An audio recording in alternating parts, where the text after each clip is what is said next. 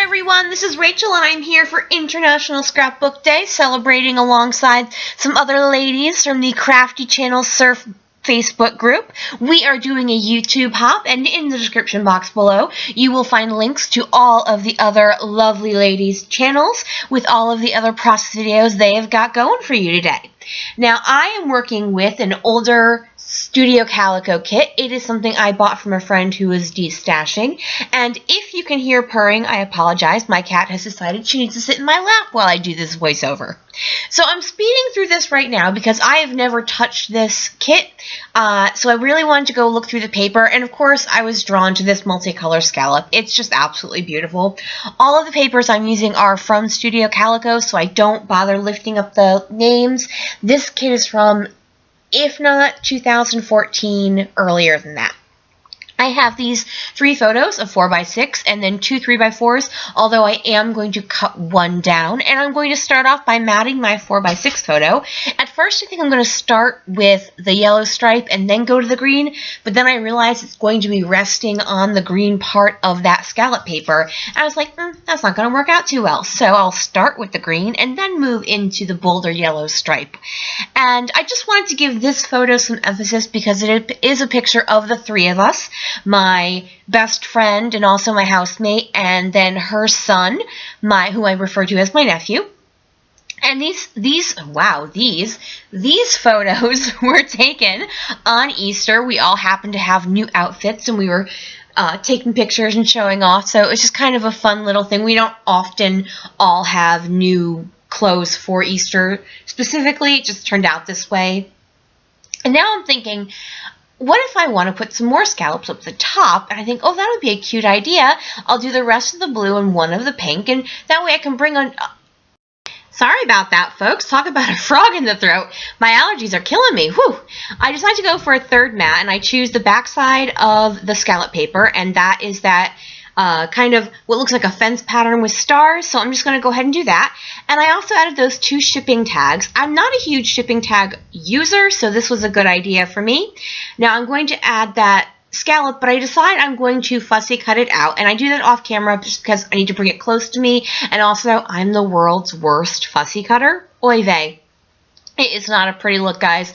I'm going to add some ink to that later to kind of fix it, and now I'm debating, do I want to fussy cut the top portion of that bottom piece? And I think, oh wait, it's going to be 99% covered, so here's where I trim up the photo just to give a little bit more room, because it was going just, I didn't want it to be super small, but I didn't want it to go off the page. So what I'm going to do is start to trim the edge scallop, and then I'm going to put my photos where they're going to be just to see what I have to cut. And I realized really not that much. Basically the first 1/4 of an inch on either end of my layout.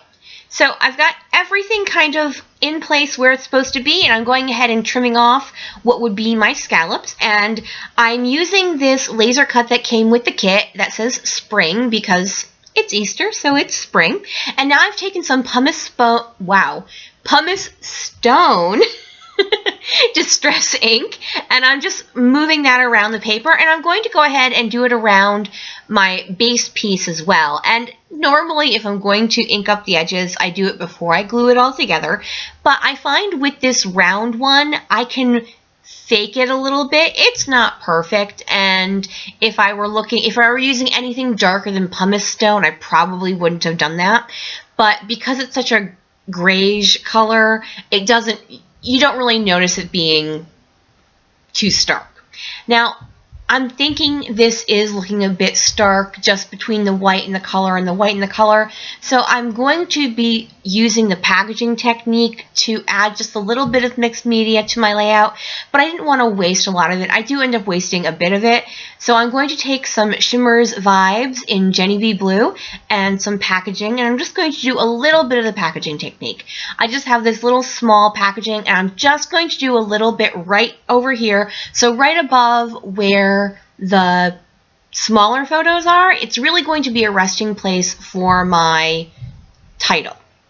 Now that spattering I did over on the right-hand side is basically worthless because it's right behind where the shipping tags are. But it's fine. Now I'm going to go ahead and take out my heating tool, basically because I had a limited time to do this, and so I really wanted to get it done. I normally just let my mixed media air dry, just because I'm lazy more than anything. So it's perfectly fine to just sit there and do other stuff while it dries. Alright, I am ready to commit to this paper placement. And for those of you who are joining me via the YouTube hop and are not familiar with my channel, you will find out I use a lot of glue. As I always say, I use enough glue to make a kindergartner happy. So I know there'll be people screaming at me, why are you using so much glue? But that's just the way I am. So, of course, another way I am is I can never manage to actually glue something on a paper straight. So I'm just using my trimmer and my scissors to kind of clean that up because I had gone over a little bit, tried to fix it, not so much. So we're just going to go and trim it up and then re-ink it to make it look like it was meant to be that way in the first place. I'm trying to actively keep my cat from exploring my table while I'm doing this voiceover, so I'm a little distracted, so I absolutely apologize for that. So yay, everything else is glued down.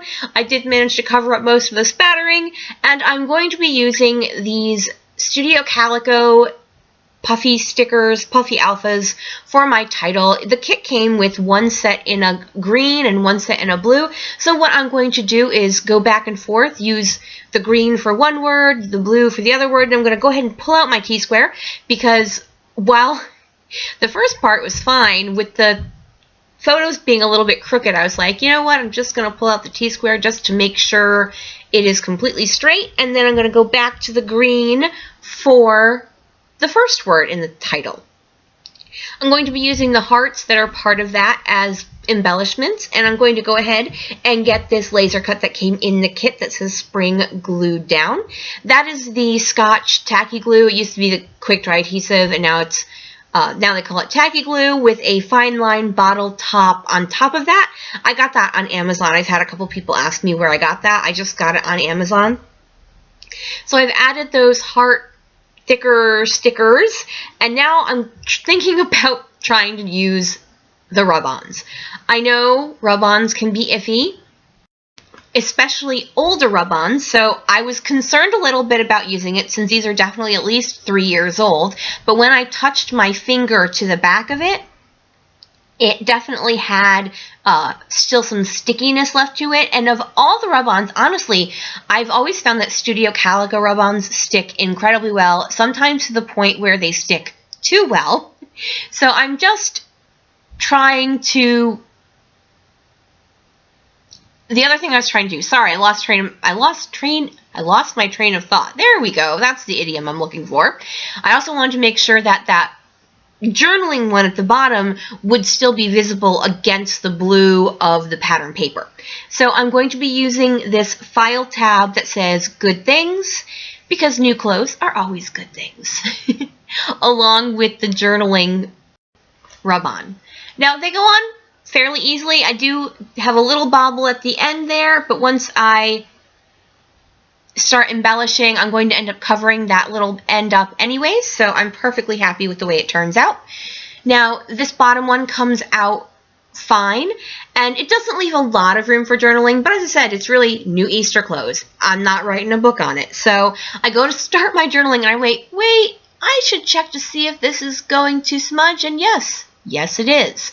So while I'm thinking about what I'm going to get, I decided to go through my flare box, and I pull out this green polka dotted one, and I'm like, that is the absolute perfect color, so I'm going to go ahead and add a dimensional, and those dimensionals are from Stampin' Up, and then I'm going to go grab some wood veneer, and I knew I had these little birdies, and I figured this is a spring and Easter layout, so birdies are going to work very well. So I grab, these come in 3 sizes, so I grab a small one for the top. I'm going to put that on the top of the word new as soon as I find it. There it is. And then a medium one and a large one. Once I do that, I'm just going to add some glue to those, and then I'm going to flip it over and drop it. Yay me! So, wipe up some glue and then continue on. I was so, I'm like, well, at least the stuff dries dry. It dries clear, because otherwise I was not going to be happy. Alright, once I do that, I do need to go find a journaling pen that will work on those, on that journaling spot. But first, I decided to add a couple of more hearts to my embellishment areas. And so I go and grab a couple pens, and I end up using a slick writer. I didn't want to use this because the only slick writer I have is a medium point, and it's really too thick for me. I really need to go out and get a fine point slick writer. It's just something I always forget about when I'm out in the store. But as I said before, really not writing a book about this, so I was able to get my single sentence out not without a problem. Okay, words are hard apparently today. Alright, so for my next to final step, I'm going to add some of these twine and ink enamel dots that also came in the Studio Calico kit in light blue, green, and pink, because this layout to me was becoming just a little bit too much green and blue, green and blue, green and blue, and I'm really annoyed when they put adhesive on your enamel dots and then it's a pain in the butt to get it in and out of the package, and I'm pointing it out to you so you can share in my annoyance. So what I'm going to do is go grab my Heidi Swapp Color Shine mini inks or mini mists, and I'm going to add some blush spattering alongside my Jenny B blue spattering, and that's just to bring the pink in just a little bit more so it's not just in the enamel dots and at the top of the layout. That is going to finish it off for me today. Thank you guys so much for joining me here today. Yay, we're done. So please check out the description box and go click the links and take yourself off to some International Scrapbooking Day celebrations with the other ladies on the YouTube hop. Thank you guys once again. Flick me a thumbs up if you can, and bye!